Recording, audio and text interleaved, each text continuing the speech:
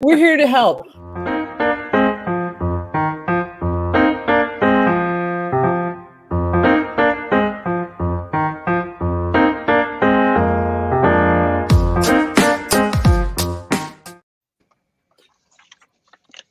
Good morning, everybody, and welcome to the week that was.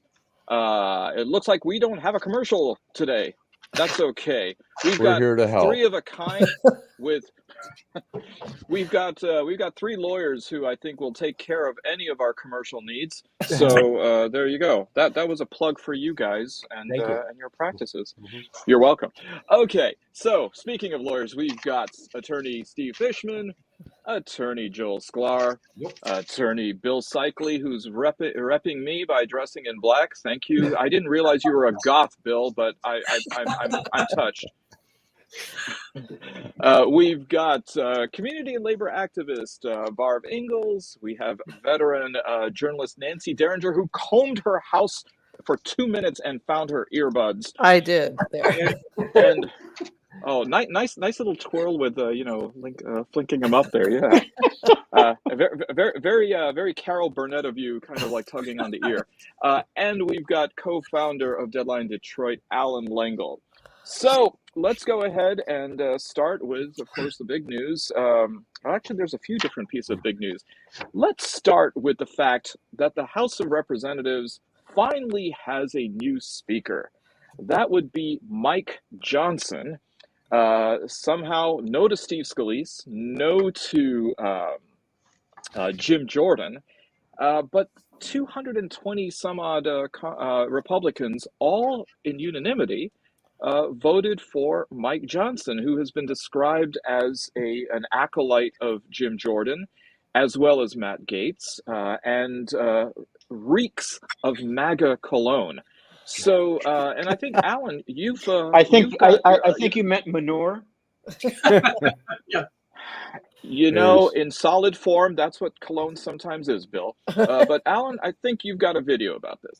And the swamp is on the run. MAGA is ascendant. And if you don't think that moving from Kevin McCarthy to MAGA Mike Johnson shows the ascendance of this movement and where the power in the Republican Party truly lies, then you're not paying attention. But they are crying, they are hand-wringing and bedwetting over on K Street because we have an honorable, righteous man who is about to take this position. He's going to do great things for the country.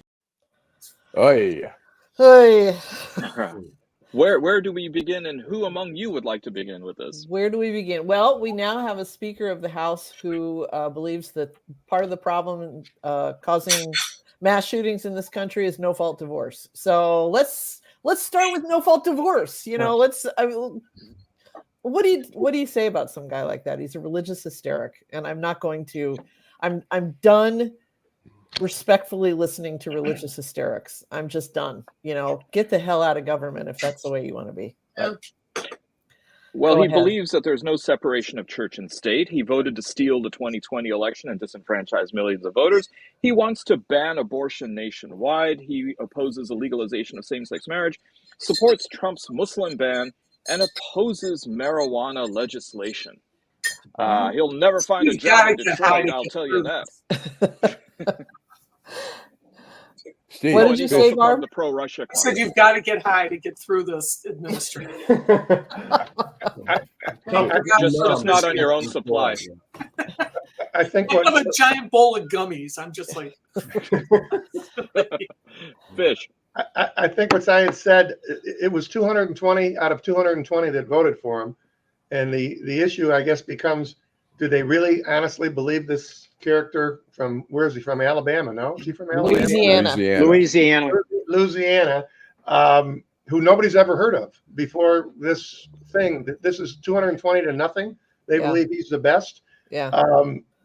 I have a hard time. You know, Matt Gaetz is as big an asshole as there is on the planet, but he was telling the truth, what he said on Bannon's show, that this is who the Republicans, this is what they want to do. And if this floats through the electorate in 2024, then shame on us.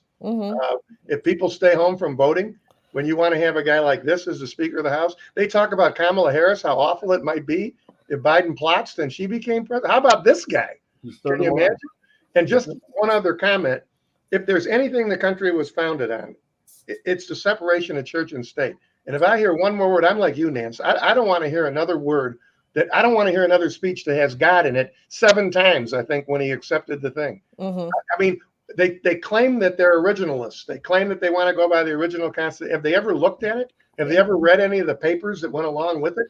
Do they ever realize that this is exactly what we were talking about or what they were talking about back in those days? Separation of church and state. If you leave it to a guy like Johnson, we'll have a religious, it'll be like Iran, for God's sake. Mm-hmm.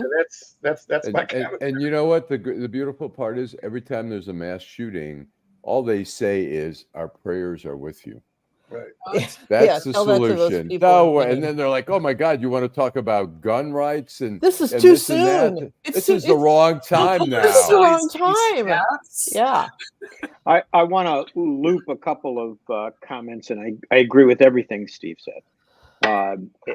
I really liked a comment by Jamie Raskin, who serves on the Judiciary Committee with this clown. I mean, with this member of the House. Individual.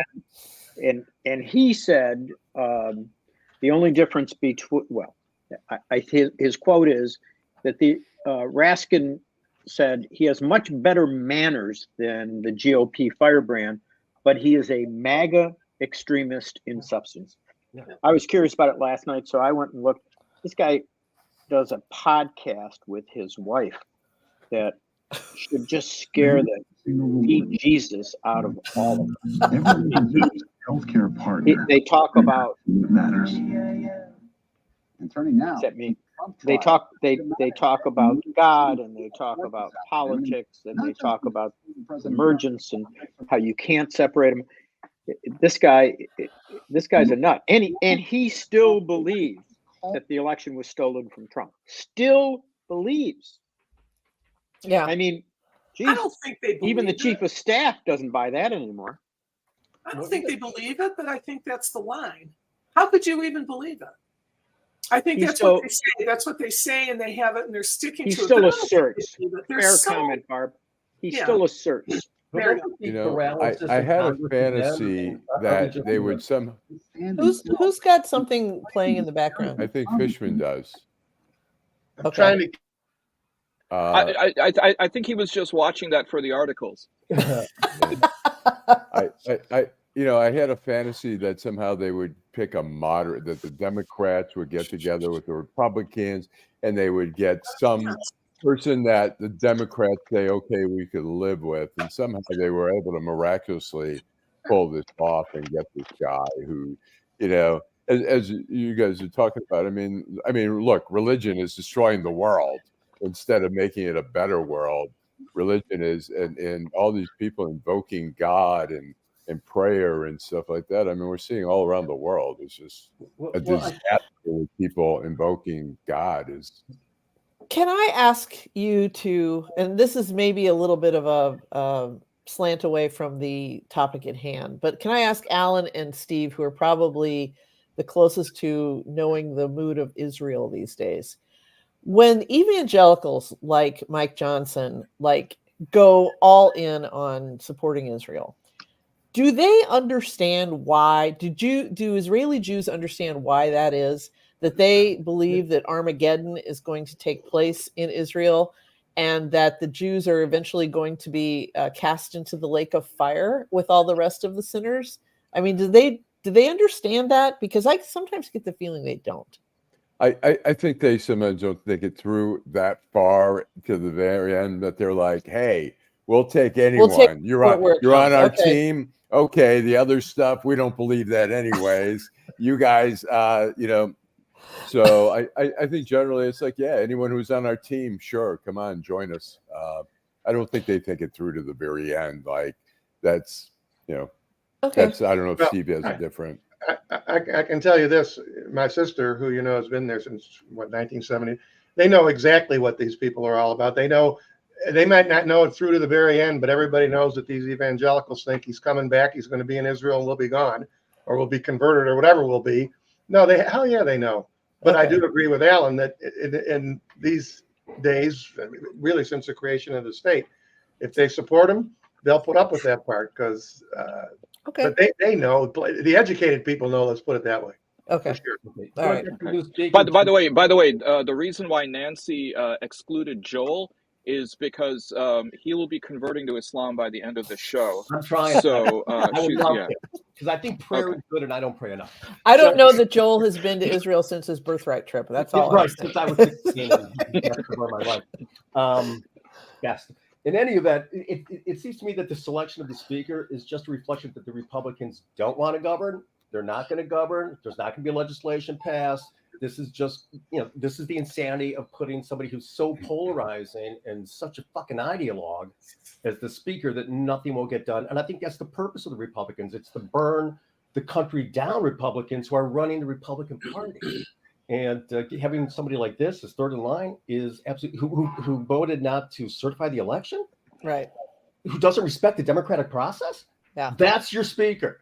And so the purpose isn't to govern; it's just to burn down and destroy. That's how I don't know if you saw. So do the Democrats owe any responsibility for what happened here? No failure. Well, okay. This has been easy answers to complicated questions. Go wow, ahead. now you're fine with that.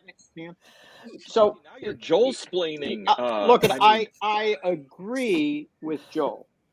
The problem is that what they did was they found the most tolerable person that they could find to get these votes. This is the most tolerable person. The other option would have been for a group of Republicans and a group of Democrats to come up with someone that was tolerable that would have pulled a bunch of Republican votes and some Democratic votes to get over the top. You're so reasonable. Go ahead. But no, I'm trying to help Joel make his point because I think it's a critical. I'm not sure anybody wants to govern. Everybody wants to get power. Everybody wants to stay in power. I'm not sure anybody wants to govern. I would exempt from that Joe Biden. Yeah, I do believe Joe Biden wants to govern, but I don't. Boy, it's frustrating. It's frustrating to watch the House because you got to wonder who is trying to govern. Yeah. Well, certainly not. I mean, Matt Gaetz didn't come to Washington to sit in committee hearings and go through legislation and meet with his staff and craft bills. I mean, boring. He's there to scout out the young the interns at whatever bar they're hanging out at right now, and you know what he wants. No, please tell us, Nancy. Preferably in four-letter words. Besides that, he wants attention. He wants the power. I mean, he was so disappointed that he couldn't shut down the government. I mean, it was like he was so close to showing how almighty he was, and he got fucked by McCarthy on that, and that was it. It's sad we haven't learned. This country isn't introspective enough because what happened to Israel was because of decay from within. For the most part, at least my view is from decay within, and we're having that now. When we have decay from within, we're weaker at home, we're weaker abroad, and this continued effort to go to the right with guys who have no desire to govern, they're not serious. It puts us in jeopardy every day, and we're less safe every day because of it. And that's the reality that we really have to acknowledge, because maybe that reality will get people to say, "Wait a second, stop. Let's think about what the hell we're doing." I've been waiting for that since 2016, actually before 2016. I mean, I always think this next crisis, and we've got a list of them today. The shooting in Maine, but and the fact of the matter is that I don't see anything that begins to change the minds of enough Americans to get us on the same page. Which seems silly. We still have a lot more in common than we do that separates us. I just don't see it. We're not even in shouting distance of each other. It's right. Well, I mean, right. Instead we end up debating things like, a Pulitzer Prize winning journalist using one of the most filthy words imaginable regarding our Attorney General. Is that a segue? That is. I don't know if it is or not. That On one hand, I want to say, why are we bothering to talk about this? Right. But Yeah. and it's disgusting. I will accept Bill's gambit for a segue. Let's talk then we about. have a little. We have a video. Well, I'll just play part of it real short. So, okay. See you next Tuesday. Too clever by half. You know what I mean? Column does run on Tuesdays. It is a euphemism, but I'll just say this. If I wanted to use the word, I'll use it. And I reserve the right to use it. So that being Charlie. Okay. Oh, Nancy's shaking her hand vigorously. I haven't seen that level of vigor since Arnold Horseshack. Since he, That's a great call. I just want to say in response to that statement by Charlie LeDuff, bullshit. And well, I have a whole speech plan for the end of the show when we do our schmucks, but so a little bit of context. Charlie LeDuff was fired from the Detroit News for using a term which in England means something else. In fact, Jarvis Cocker, Barb, had a song saying that they are running the world. Yeah. But yes, he's not wrong. But there we go. So okay, back to you, Nancy. Well, I just want to say, I mean, no, what Charlie LeDuff did is he called the Attorney General of Michigan, and I'm going to say the word, he called her a cunt. Okay, and he did it through a stupid euphemism. See you next Tuesday, which has been around as long as I can think. I mean, it's a way for nice Southern girls to say that. You know how they go, you just go to HE double hockey sticks, you know, that kind of thing. So they say, see you next Tuesday. But he called her a cunt. He called her a cunt on his Twitter. He deleted the tweet, but now he is out here and with the being aided and abetted by people like his friend, Mike ML Elric, who I like, but I listened to that interview such as it was. It wasn't really as much of an interview as it was just Charlie rambling without anybody correcting him, except for who's the other guy that's sitting there with ML Elric? Sean Windsor. Sean Windsor. Is that Sean? Okay. Sean Windsor actually did a little bit of pushback. Elric did nothing. They are friends. I respect that they're friends, but I mean, Charlie LeDuff is on a downward spiral. And as what I said on my Twitter is, if we were friends, I would tell him he needs to get therapy because he has torpedoed his own career over and over and over again. And, you know, Barb. This is just the latest. Sorry, Barb. I know, you know, I worked his first go round at the papers. I worked there too, and he was just notorious for his behavior at all times. He is a giant, smelly douchebag. He's horrible, and he's an embarrassment. That's he's an embarrassment by the way, for Halloween. Is the that embarrassment to journalism. You know, I mean, if the story isn't about him, then there is no story. And he went one time, the day I was completely done, when he had his show, what was it called? The American Journalist or something like that. And he went to Ferguson. He went to Ferguson, and he put his cameraman in danger, going to the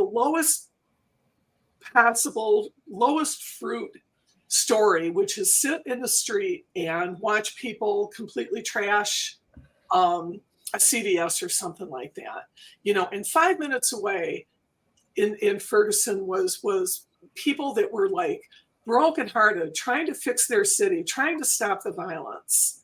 But you never hear it from a guy like LeDuff, because he's got to be in the middle, all drunk, you know. The story was about him, and it wasn't about that. And I thought, I'm just never again. This guy does nothing but bullshit and lie and put himself in stories, and that is not journalism. That's bullshit. But Barb, I mean, doesn't Detroit need its own Geraldo Rivera? No, Geraldo Rivera is the McNeil Lehrer report compared to Charlie. He apologizes to Nolan Finley. And I just apologize to Dana Nessel. He apologized to Nolan Finley. Yeah, Nolan Finley of all people. You know, that's an honest mistake sometimes, but okay, Bill. I'm sorry, Nancy. I didn't mean to. Go ahead. Bill, you're on mute. Bill. You're on mute. Let's see here. There we go. Sorry about that. I think that Allan cut me off for a minute. because he probably knows where I'm going to go. I've considered Charlie a friend over the years. I know Charlie fairly well. He calls me up, we talk, and he made an admission not long ago in one of his articles that I thought was telling. He knows he can't get out of his own way. He admits that he can't get out of his own way. I think this is, I don't know what happened to Charlie. I don't think that Charlie is this right wing anything. I think Charlie's in some ways like Trump. He doesn't have any real views.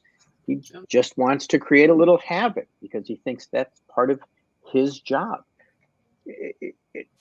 He's got a Pulitzer. He has by the way, he also got fired from the New York Times for plagiarism. He's got strength. He's got weaknesses. I don't think he got fired from there.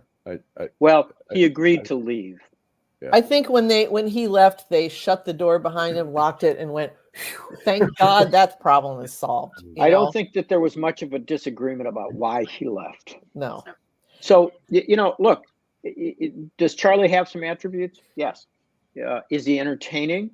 Clearly. I mean, I would go to lunch. I quit going to lunch with Charlie because there would be a line of people wanting to talk to him. And I would say, look, I didn't come to lunch for you to talk with everybody else, Right. I don't want to do this. He wanted to make sure that everybody in the restaurant saw that he was there. He wanted people to get in line.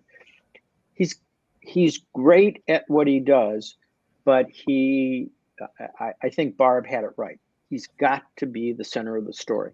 I do think there's a place for people like him, but I think that this is over the top.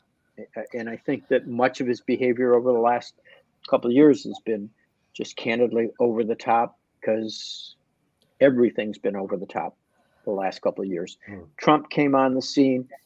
Trump makes Charlie look reasonable at times, so Charlie had to get more outrageous. I don't want to talk too much out of school here, but Allan and I, as somebody who edited Charlie, at least had the first read edit often for Charlie, Allan and I went around and around on a lot of things that Charlie wrote. And the bottom line is, yes, he has a lot of talent. Yes, he can't get out of his own way. Yes, he's capable of telling good stories. But as Barb points out, it always has to be about him. And what's far worse, and this is where we get into like the internal workings of Deadline Detroit, is he makes shit up, or he exaggerates, or he polishes a quote. There's all kinds of rule breaking that goes on that some editors catch and some editors don't. And, I would see this stuff and we would talk about it and we'd decide like how far we would let him go. But the bottom line is when I read a Charlie LeDuff story or see it, on video, I don't believe it because I don't trust him, because I'm asking myself, is this perfect quote exactly what this person said, or was it improved by Charlie? Did this actually, I'll give you one very tiny example. There was a story that he wrote about Kwame's wedding. Now, he was not at Kwame's wedding, and he wasn't even outside Kwame's wedding. He wrote this based on what somebody told him who was there, probably a cop. He said, and then up pulls the mayor in a stretch limousine with his gal pal. He loves that those 40s newspaper terms, gal pal, his honor, And so I said, Duncan doesn't go around town in a stretch limousine. I mean, sometimes he does go with, security, his own protection team, and they go in a standard SUV. Detroit-made SUV. I mean, he doesn't go. I said the mayor of one of the poorest cities in the country does not travel around it in a stretch limousine. But he wrote that, and that is simply a lie. That's not true. Coleman used to travel in a stretch limo. Well, thank you for that factoid, but Mike Duggan does not travel in a stretch limo. No, I'm saying. And the snickering innuendo that he, about Dana Nessel, he kept referring to this woman. I mean, he loves that term gal pal. And he uses that to refer, he called the mayor's then girlfriend, now wife, his gal pal for a long time. he refers to that as this woman that Dana Nessel was supposedly, interfering in this investigation on behalf of. He calls her a gal pal. And it's like, are you implying an intimate relationship here? I mean, why can't you just use friend? What is wrong with you? I mean, why does everything have to be like this? And like I said, in that Elric interview, he lied and fluffed and bullshitted, and hardly anybody pushed back on him. But so lies and exaggeration of stories, Nancy. That sounds a little more like Hassan Minhaj, but okay. Point. That is one story I've been kind of ignoring this week. But if you feel free to brief the room on if you want to go on. Well. By the way, I mean the HE double hockey sticks. Thanks for taking us from Welcome Back, Kotter to Mel's Diner, because you sounded just like Flo. So a little bit of breaking news while we are on the air. Apparently, the judge in the New York $250 million fraud trial said that Ivanka Trump must testify. Woo. So just something over there to consider. Wow. But I do want to talk about the UAW strike because I wonder. I'm sorry. I've got to pick up on that. I wonder what the spousal privilege is in New York. But she's not married to her dad, Bill. It sounds like he has a track. Ivana's buried at Bedminster along with allegedly lots of documents. Alan. No, go ahead. Okay. So it looks like on the one hand, last week the UAW expanded its strike to include a GM plant in Ohio, one of the largest from a standpoint of production. But yet also we hear that there is a tentative deal that the UAW has with Ford. So Barb, resident person with the pulse, finger at the pulse of the strikes. I don't, but I know a lot of people going through this. It's good. It's a real good proposal. It wasn't, and it never was going to be the 40%, that they talked about. But you start negotiating somewhere, and you go on from there. But it's a really good deal. There's COLA, there's cost of living in there that I never thought I'd see again. 25%, I'd happily take a 25%. End of the two-tier system. Quicker elevation to your seniority or your pay scale. Right, which was really a lot of these workers were just really outraged by that. They would really, even the most nonchalant Ford worker thought that it was just so deeply unfair. So I mean, I think that this is all a good sign. Will they vote for it? We'll see. I would vote for it. Do you think this is going to be a model for the GM and Stellantis? I hope so. I think Stellantis is going to be the hard one because that guy here, and he hired Huffmaster, who we all know from the newspaper strike as being just really terrible goons. And they are attacking picket lines, and they're doing like 1930s style Harry Bennett union busting with them. But I think GM knows they look like shit. Mary Barra knows she looks like shit. So I'm really hoping it works, and I hope Bill Ford never opens his damn mouth again, because I think he hurt them so badly complaining about the retirement. Like, go away. I think we've got to give. I'm sorry. Go ahead, Alan. I was going to say real quick. I think the auto workers feel like they've been on strike long enough. It sounds like, just from interviews I've seen on TV, it sounds like they're going to get a ratification on that, and I think GM's going to jump on, and Stellantis is eventually. I mean, unlike our strike where the papers continued to publish, which made it all the more difficult for us. When you shut down operations, both sides can't tolerate it for too long, and there's such a great incentive to settle. That's why they went for Dodge, for the Dodge Ram plan. That's a huge thing for Stellantis. Right. I think you've got to give a lot of credit to Shawn Fain here. I mean, I think he's been brilliant. He's been a great strategist, and whether or not it gets ratified is going to be whether or not Shawn Fain supports it.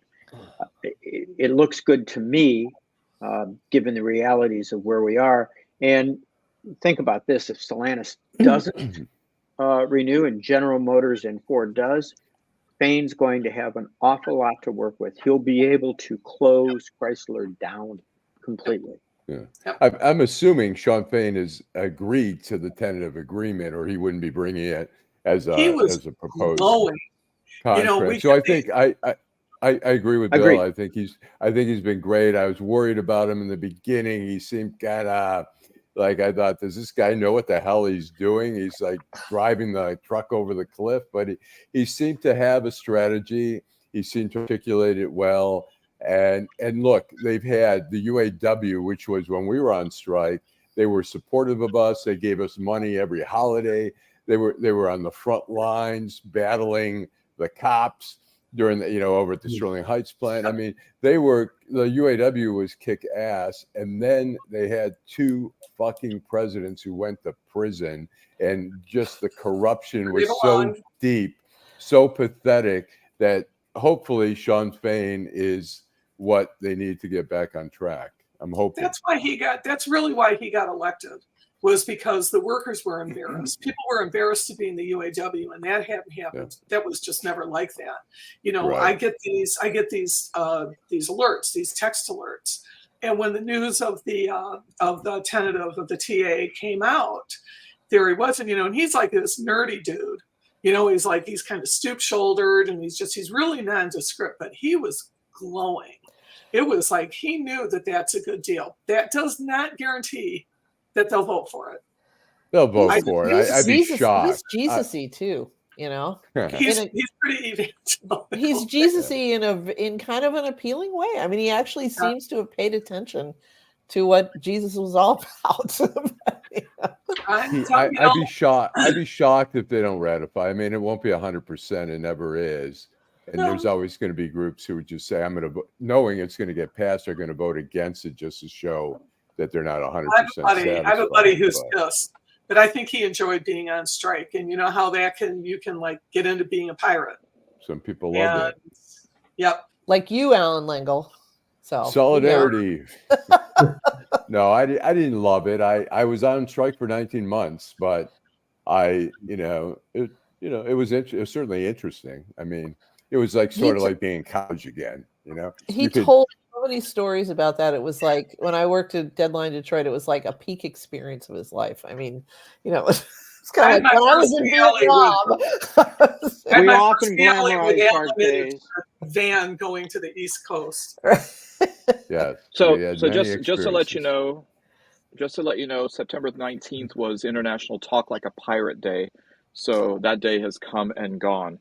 Well, just real quickly, Barb and I and a group of people, we went to New York once in a van to harass the board members on the Knight Ridder and Gannett board. And so we ended up on the Upper West Side. Tom Brokaw's wife, Meredith Brokaw, had a toy store called Penny Whistle, and she was selling it. And, people in Manhattan don't want to take flyers. You're handing out flyers. They're like, and I'd be like, read all about Tom Brokaw's wife. And everybody was taking one. And they were in the store having a party because she was selling it. And we were out there and they kept saying, oh, she's not here. And one of the people attending the party said, oh, yeah, she's in there. So she finally did come out. But we had many interesting experiences. We had many. Hey, Allan, was this before Tom Hanks came in and bought her out with the really big toy store? It was so meet cute. This is what happens when you live in a world of movies and television. So it looks like there was an incursion into North Gaza by the Israeli Defense Forces, but not yet the all-out invasion.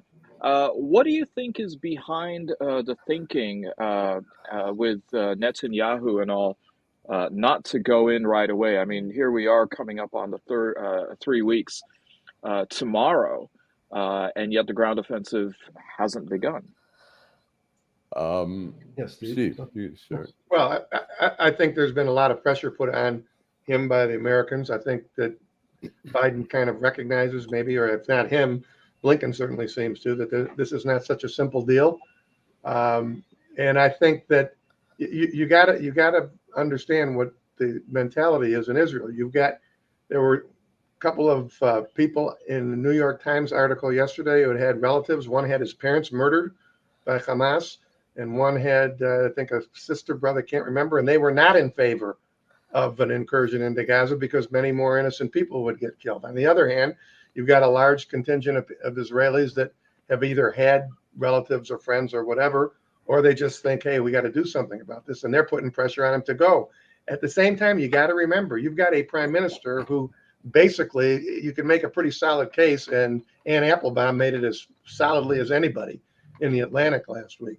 He's the cause of the whole goddamn thing. Him and his group, they're the people who ignored the Hamasniks, or actually you've seen promoted them, where they were happy that what was going on there, so they could focus on the West Bank and screw over the Palestinians in the West Bank and let the settlers run wild and let the ultras, who, remember, don't serve in the military and don't work, minor little detail in a society. It's just a hugely complicated situation, Saeed. I think it's almost impossible for anybody to say, what does the Israeli public think? Because in Israel, everybody's got an opinion anyway, even the guy at the water fountain. But this is a very, very difficult situation. And if you want to read the best article I've read, better than Friedman, better than Brett Stevens, Ann Applebaum had it, to me, right on the nose. Everything about Bibi and everything about the way things have gone over the last 20 years or so since he's been around. And it's just a very difficult situation. So I don't think you can answer, what are they thinking? Everybody's thinking something, but not everybody's thinking the same thing. Right. Allan. I think, well, there was a poll that just came out saying that 49% of the Israelis don't want to go in, 51% do. I think as he brings up, look, Netanyahu, a lot of it's on him. He's being sort of hesitant about going in there, or total all out going in, because all those deaths are going to be on him. And so I think right now they're doing little incursions in there, trying to figure out, plus the temperature. I mean, all the mass bombings where is video night after night on TV showing, kids being pulled out of rubble and stuff like that. It's only putting more pressure on the Israelis to back off. If they go in little incursions and go after Hamas, I don't think there's going to be that same pushback that Israel's getting right now. And then, Israel's trying to be rational and saying, look, we're not going to give any more fuel. Hamas has all the fuel. They need to give it to the hospital. Well, Hamas is like, fuck you. And so the pressure's on Israel on humanitarian aspect of it. So it's a mess. And going into the Gaza, I mean, ultimately, ideally, the biggest dream would be to destroy the 300 miles of tunnels. But that's not easy to do, and it's probably not going to be accomplished. So I think they're rethinking right now. And plus, they want to get the hostages out, or at least get out the women and the children. And so there's a whole thing where Hamas is like, we're not going to give out, we're not going to do anything until you stop firing on us. Some videos, and I don't want to play all of them, but I found this one with the Hamas spokesman with BBC. I found this particularly interesting. You say this was a military operation, but the result of it was that hundreds of civilians were killed. Because the area is very wide, and there are many people there, and there was clashes and confrontation. It's not confrontation. You invaded houses. I don't have details what happened inside, but I can tell you that we didn't have any intention or decision to kill the civilians. How do you justify killing people as they sleep? Families. How do you justify killing hundreds of people? I want to stop this interview. I want to stop this interview. And then maybe we'll do one to balance it off a little bit. We have Dave Chappelle. 22,000 people were there. 3/4 into the show, he said, quote, I want to address what's going on in Palestine and Israel. What happened on October 7th wasn't right, but also what's going on isn't right and not just, meaning what's currently transpiring in Gaza. You can't kill innocent civilians like that, and the whole world sits silently and watches. Then someone shouted at him from the crowd, shut the F up, Dave. So I mean, so there's a lot of disinformation. Yep. Bill. Yeah. Yeah, this is, for me, this is gut wrenching.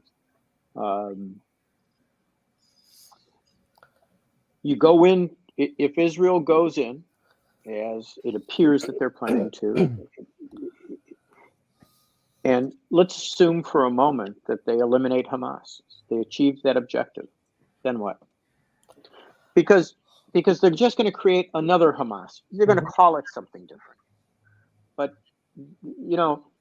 the fundamental problem is, as the Secretary General Guterres of the UN said, this did not happen in a vacuum. What Hamas did was not acceptable, but we have to remember it didn't happen in a vacuum. And what we've got are babies being killed on both sides, innocent people being killed on both sides.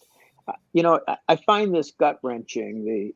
They show pictures of the children who have been killed in Israel and people who've been kidnapped. But I have to tell you, there are plenty of people like me, plenty of Palestinians who say, how about our kids?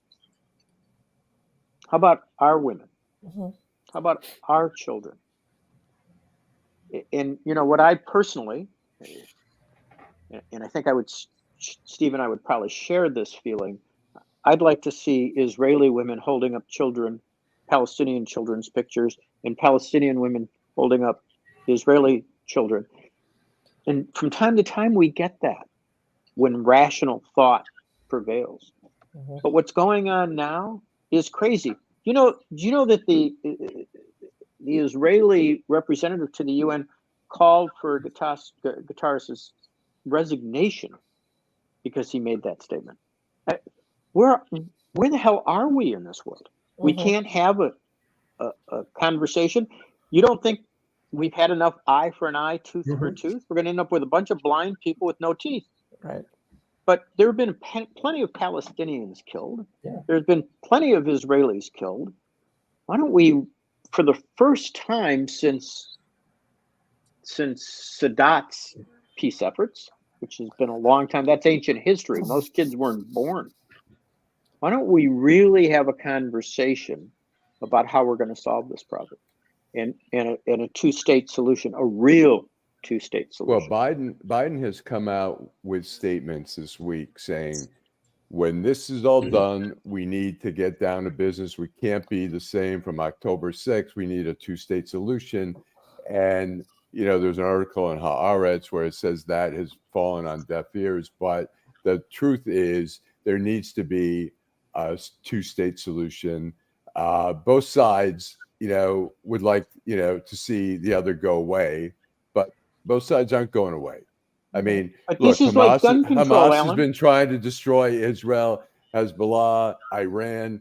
At the same time, Netanyahu has been trying to minimize the Palestinians. And guess what? It's not, in 82, Israel went up to East Beirut to get rid of the PLO. Well, they went all around the world and they all came back. It doesn't go away, and this just keeps happening and happening again. The thing that worries me beyond all this, which really worries me day and night, and I'm watching so much and reading so much about it, but the anti-Semitism that I'm seeing here in this country. A friend of mine was driving through Dearborn, and he saw a bumper sticker that said "Gas the Jews." We've seen. And I have a video here from Cooper. Maybe a lot of you have seen this in Cooper Union. Tense moments playing out at Cooper Union during a pro-Palestinian rally yesterday. A group of Jewish students say they were locked inside the library after students involved in the demonstrations ran into the building chanting "Free Palestine" while banging on the doors and windows. Yeah, I saw that. And it scares me that, and it's not an exaggeration. We have another thing. There's one other thing, and I don't mean to, there's obviously another side, but here's a woman, a realtor from California, who puts, and she says, no wonder Germans killed and kick them out. They deserve it. History proves Jews are never wanted anywhere. And she got fired from she would work for a big real estate company. But we're seeing just outward stuff, which makes me think like, you know, and you know, people may say this is ridiculous, but Kristallnacht, you know, isn't far away. Yeah, listen, I mean, Yeah. I think there's an underlying anti-Semitism, you know, here in Europe. There has always been, you know. And But wait, but part of this problem is that Palestinian. You know, it's a very Jewish community, and I'm scared for him. Mhm. You know, and the question that we can't answer is how do we relieve the despair of the Palestinian people, right? Because it's the despair over decades that has caused to breed such hatred and anger. And so how we address that despair, that's the issue. And that's the question that nobody can really answer, because the despair there's to change the outcome. there's also now this kind of lens in America where everything that's involving Arabs and Muslims and Jews is being pushed through this lens. And so, for example, the murder of last Friday of the board president of the Detroit synagogue, Samantha Woll. Initially, I think that there was a sense of dread. There was that was this a hate crime, and I think that the chief of the Detroit Police Department sort of came out in front of it by making sure, given the fact that everyone was on a hair trigger about it, to then dispel the idea that this is really where the investigation was going. Nancy. Don't you think they need to make an arrest pretty soon, though? I mean, we've had, what's his face, Ira Todd on here, you know, and they always talk about the importance of the first few days after a homicide to find somebody. I mean, they're teasing, they're saying, we don't think this has anything to do with anti-Semitism. And we have some persons of interest, but that was 3 days ago now, and there's still no arrest, and there doesn't seem to be any progress. I'm starting to get a little concerned. But you know what? It's not that. I mean, they have video, and I'm assuming there's some kind of video where they were. I mean, she was killed or they found her Saturday morning. They think she was laying out there for several hours, but the funeral was the very next day. And at the funeral, you know, Dana Nestle's like, we don't know who this monster is. And literally the funeral ended about 4:00. By 4:30, there was a statement by the police saying, we don't see evidence of this being anti-Semitic, which tells me, unless were so much pressure from you know, Washington and the FBI and stuff to say something, it tells me that they have some type of video out there. And if it's a homeless person, they've got to figure out who that is. And so even though it's a week, it's not for a homicide investigation, for gathering DNA and doing all that kind of stuff. I don't know that it's that long, but you're right. I mean, people are anxious. People want results. Fish. This is really simple, okay? And I was astounded at the ignorance of the people who were saying, oh my God, this is some anti-Semitic thing. This was a homicide committed by someone who knows her, okay? All you have to do is look at the facts. She left this bar mitzvah at midnight. Wedding, bar, whatever it was. Wherever she left at 6 o'clock in the morning, sometime around 6 in the morning, she's killed inside her own home. There's no evidence of breaking. There's no thievery. There's nothing taken from there. And yet you had people out there talking about, oh my God, they're out to kill all the Jews. It was a ridiculous statement from the beginning. That's number one. Number two, the police, the Detroit police in general, and well, the Detroit police in particular, they like to keep their traps shut and not say anything. They were pressured to come out and say they know goddamn well who did it, and they know exactly what it was all about. And when you guys hear what it's all about, you're going to go, yeah, that makes sense. We've heard this. It's a variation on the theme that we hear over and over again, where people get murdered by somebody that they know. Right. And the specifics of it, you'll find out when you find out. But the conversation for people to actually believe that somehow I don't know, a Muslim or somebody tracked this lady and murdered her, stabbed her to death outside of Joliet, when it's obvious what happened. And we'll find out, and we'll all know. Hopefully they'll do it sooner rather than later, but they know goddamn well who did it. I'm telling you, as sure as we're sitting here. I would agree with you that stabbings are crimes of passion. We all know that. However, and I'll just point this out, a lot of the attacks against Jews in Israel and in other cities by Arabs have been knife attacks. And there's something, maybe it's difficulty getting a firearm, or maybe it's just a matter of that is an incredibly passionate act, and that's how people are feeling right now. But I don't want to be part of this. And how did they get in the house then? Well, how that's did a the good. guy who she doesn't know with the knife? Maybe they knocked on the door and she opened it. She sounded like she was 6 o'clock in the morning. Come on, Dance. I don't know what time it was. We don't know what time. We don't know. We don't know what time it. Well, the police may know with the video or whatever, but they say she was out there. They say she was stabbed inside the house and that she ran out and stumbled and fell, and that she was there for quite a while, which means it could have been at 2:30 in the morning, could have been 3:30 in the morning, could have been at 1:30 in the morning. It's dark out. As we know, in Detroit, there's not a lot of foot traffic everywhere, and particularly that area that late at night.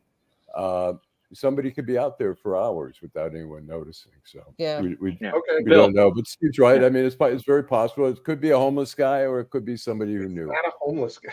It's not. All right. I agree with Steve on this one. I have from the beginning, but this points to. I want to go back to what Allan was talking about earlier. The anti-Semitic stuff. First of all, let me point out: Palestinians are Semitic. Right. Okay. Right. We're both Semitic. So. And this bias, this hysteria, it is going both ways. I mean, if you want evidence, this whole issue about this poor woman, I only met her at a political event one time. I mean, this was an amazing woman. And the hysteria about this must be some Arab attack on her was frightening for all the reasons Steve talked about.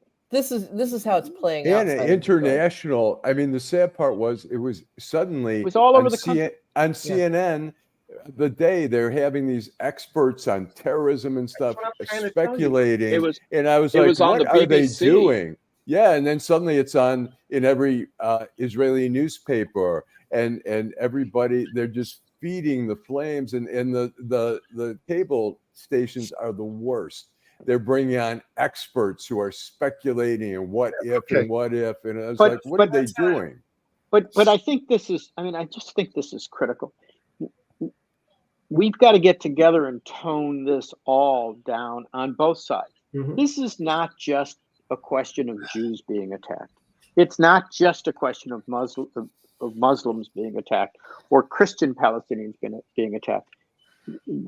The problem is that all Semites, of whatever religious interest they may have, are all considered less than human.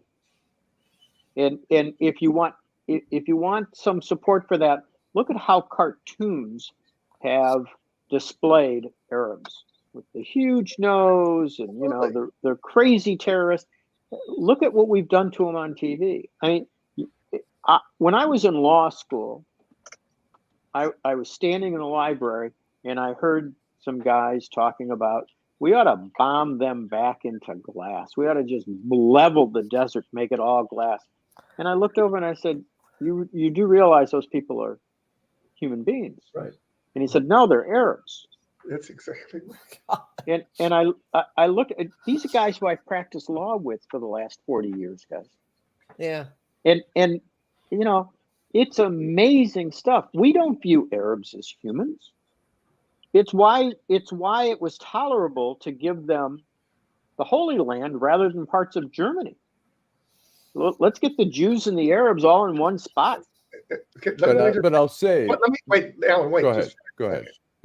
What Bill just said in terms of the definition of anti-Semitism is exactly 100% correct.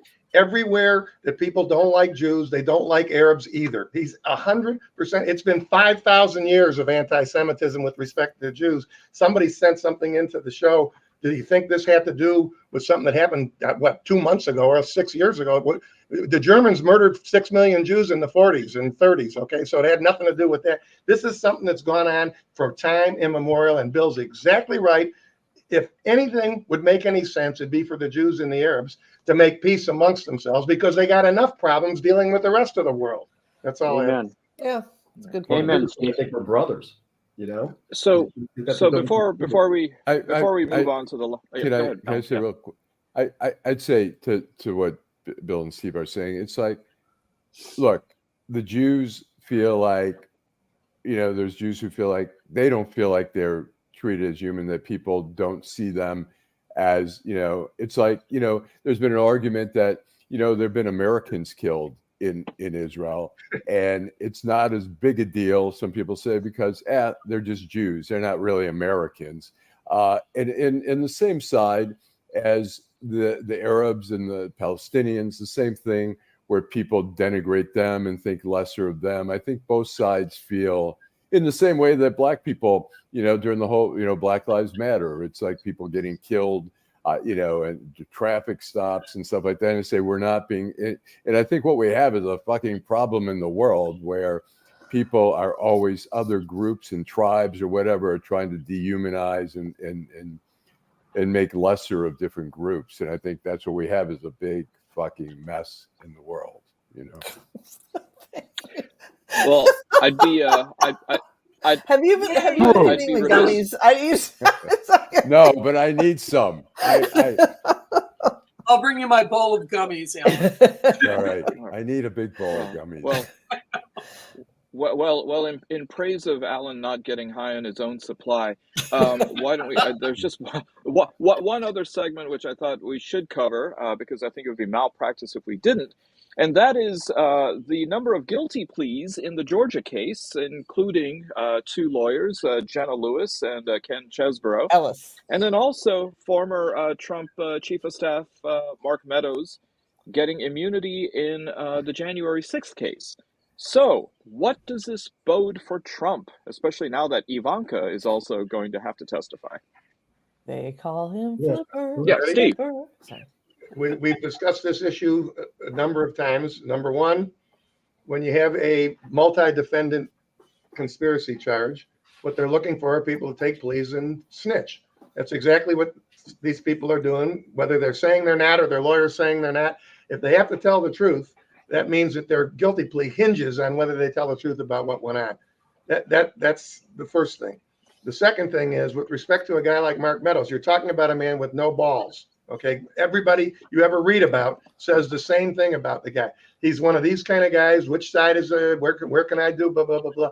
I guarantee you, particularly since we know about all those text messages that he turned over quite a while ago, he's going to be the witness that's going to kill Trump. In my opinion, I think he's the guy that's going to kill Trump, because he doesn't have the balls to stand there and okay, fine, take me to trial. I think as the ball starts rolling, you're going to have more and more people cooperating. Whether that'll be enough to convict the guy, will they find 1 or 2 jurors that say, oh, I'm not convicting because he's Donald Trump? You never can say that for sure. But the case is getting stronger every time there's a guilty plea, every time you have a cooperation agreement. Steve, Fish, what about the rumor that he flipped after watching The Shawshank Redemption and thinking that he might be prey for the sisters? Anyway, sorry, Steve. I've been dying to ask this question. When it all started, I could not figure out why Powell had demanded her speedy trial. It made absolutely no sense. It seems to me now that it does. This was her way of being the first in. Do you agree with that? It's absolutely. In fact, there was an excellent column in, I think it was the Post today, where they quoted from an experienced criminal lawyer. By demanding the speedy trial, it forced the government as well as the defense to get ready for trial. The government had a good, clear interest in not wanting to try the case first, because you're giving the defense lawyers of the rest of the remaining defendants a chance to hear how the case is. And then the defendants had an interest, of course, in getting the best possible deal, which look at the deal they got. Both. Well, isn't that always the case? Always. The first key person to make the deal gets the best deal. Absolutely. Goes down from there. and by requesting a speedy trial and having that out there, it gave the government, or the I guess it's well, it's still the government, the state government, the prosecutor's office, the opportunity to make a good offer, and they jumped on it. And that happens all the time. It just doesn't happen in public like this case where the whole world is watching it. Well, the Kraken has some smarts. And Allan, I think you've got a video of Trump that really should be shown. Okay, let me get. Are or are not nasty to him. That Trump is everywhere, and it gets dumber every day. Like on Monday at a rally in New Hampshire when he claimed to have had an epiphany. I'm for us.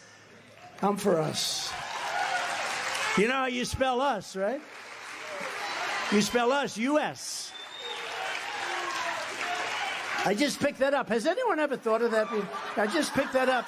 A couple of days I'm reading, and it said us. And I said, you know, if you think about it, us equals U.S. Okay. So the bad news is the Republican frontrunner for the 2024 presidential nomination is out here designing pillows for TJ Maxx. I think that might be more reading than he did at Wharton, but we don't have the transcripts. I think it's a good enough segue to our last segment, Allan. All right, here we go. Downtown Detroit, Robert Wells, Schmuck of the Week. Given that it's actually named after him. Okay, Never gets Barb, old. why don't you go first? Me?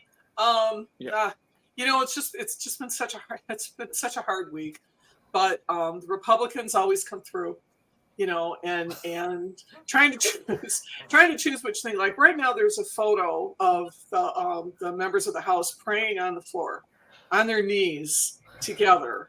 Praying on the floor, but I'm gonna have to go back to Mitt Romney, because Mitt Romney is doing this tour of why did they hate me, you know, why didn't they elect me? And here's this guy who was, I'll never forget when he debated with the president of the United States, Barack Obama, and talked over him, interrupted him, was dismissive of everything he said. And talked about how workers had made too much money and how much he loved coal. And it's funny that this is what's considered a reasonable Republican right now. And it's just because he's not foaming at the mouth or falling on his knees and praying in front of everybody. So Mitt, we hated you then, we hate you now. You're my Although I got to say, some of the New York Times had a little excerpts of what he said about different people, and it was hysterical. He called, what's his name, Rick, the former governor in Texas. Rick Perry. Rick Perry called him a nitwit, and he says, you know, the Republican Party should expect that a candidate should be able to put a sentence together. That's a very Mormon slur. You're a nitwit. Yeah. Curse. I remember when his wife said on national TV that she met Mitt in a little town in Michigan, and that little town was Bloomfield Hills, right? It's like place, no. farms. I thought she said that she met him in a little gated town, but yeah. Bill, who's your schmuck? I've got a whole slew of them. We didn't talk about this mass shooting in Maine. And the travesty, and I noticed that he's not alone in this, but Jared Golden, the member of the House from Maine, suddenly has reversed his position on gun control. He had voted against banning assault weapons and against universal background checks, and he's a Democrat. And my schmucks of the week are every spineless. What's the male equivalent of? Never mind. Of Charlie's term. Every one. That's one of the problems. Every spineless schmuck who has ever voted against common sense gun control, and by common sense, I want to be very clear: common sense gun control, universal background checks, banning assault weapons, and serious red flag laws. This guy in Maine was institutionalized for a while because he threatened to shoot up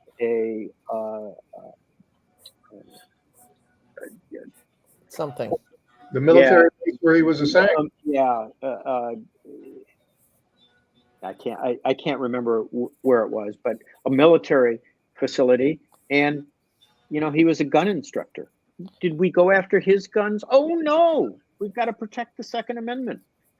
Anybody who doesn't have enough guts to vote for those 3 common sense gun control laws, my schmuck of the week.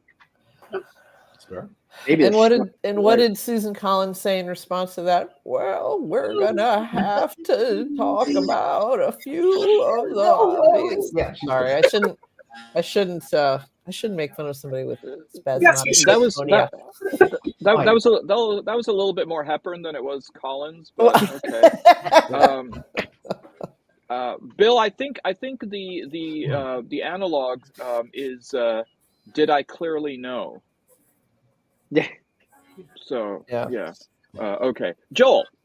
Mine is going to be Jenna Ellis, and the reason being, I watched her guilty plea. She was like 12-year-old girl. She was reverted to prepubescence essentially.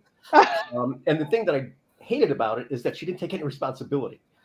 She pointed upward. I relied on more senior lawyers when this type of bullshit you feel, right? When you're doing something wrong, what doesn't sit right. She knew what she's doing was completely nuts, and she's completely nuts. But it bothered me that won the voice in the filming saying, but the failure to take any real responsibility for your own actions and your own decisions, I think he's a schmuck. So that's my schmuck of the week this week. Well, wasn't her lawyer, chances to the highest power lawyer? But okay, Steve. Well, Mike Johnson was going to be my schmuck, but we dissected him pretty well in our first segment of the thing. So rather than him, I think I'm going to go with Virginia Fox, the representative from North Carolina, the old lady with the gray hair. Oh, that was telling the press to shut up when they asked a really terrible question, a really idiotic question like, do you still believe that the results of the 2020 election were false and that there was fraud and blah, blah, blah? Shut up, shut up. Oh my God. It reminded me, except she was speaking English instead of Yiddish. It'd be like when my grandmother would get ticked off in the house. Shock, and Lengel knows what I mean. Anyway, Virginia Fox won it for me. I don't think I've ever seen anything quite like that, where a member of Congress actually right out there in the public, knowing it's on television, tells the press to shut up. Shut up. Shut up. So that's it. Virginia Fox, you're the schmuck of the week. Okay. Got it. Nancy. Well, I'll be quick with this. My friend Lynn Walsh, who has been on the show in the past, is a big fan of the word that Charlie used, but she says, so what we need to do with that is, she said, if we need to strip away the gendered part of it, we need to use that word the way they use it in the UK. And she said, or any of the, or Australia, there's a few other countries where the term is applied to men. And in fact, if you watch prestige cable television dramas like Game of Thrones, where everyone has an English accent of some sort, mainly because American ears can tell the difference from a Queen's English accent and a Cockney gutter snipe accent. Somebody's always telling somebody in on that show, "Shut your cunt mouth." So anyway, in the interest of expanding our use of the term, I'm going to name Charlie LeDuff the cunt of the week, and we'll just leave it from there. So that's just a way to reclaim the Gentile narrative away from using the word schmuck. Exactly. And by the way, somebody who used the Queen's English, Nancy, yeah. I have to admit, I'm a little bit perturbed by your reference to the Cockneys being gutter snipe. Well, you know what I'm talking about. Basically, it's easy for an American ear to tell the difference between a highbrow English accent and a lowbrow English accent. Yes, but that's so classist. Oh, I mean, tut. Okay, Allan. Mine is Donald Trump Jr., who came out blaming the Maine shooting on the FBI. If they wouldn't focus unnecessarily on the MAGAs and all the other conservative issues, maybe they could have stop this shooting. Oh, So, good grief. Is he still around? they always when they have a particularly stupid message to deliver, he's the one who has to deliver it. So And he does my it schmuck willingly. of the week, He does.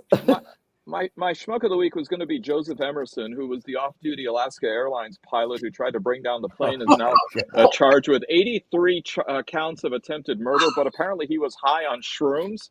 So It happens. But it happens. Shrooms? But my real schmuck of the week is Daniel Garcia, who broke into a Jewish family's home in Studio City, California, in LA, allegedly threatened to kill the family because they were Jewish. Daniel Garcia was half naked from the waist up, and upon arrest, he yelled, "Free Palestine and Brown Lives Matter." I think police said that had he been naked from the waist up, it would have been shown that he was no threat to society. But Daniel Garcia, you're my schmuck of the week for threatening the family unnecessarily. Pretty bad. Listen, thank you again for really a wonderful discussion. Thank you to my troika, Steve Fishman, Joel Sklar, Bill Seikaly. Thank you. Thank you for my duet, Barb Ingalls, Nancy Derringer, and I guess Allan, you and I guess are sort of like the motley anomalies. But last word to you. Drive home safely. Thanks, everybody.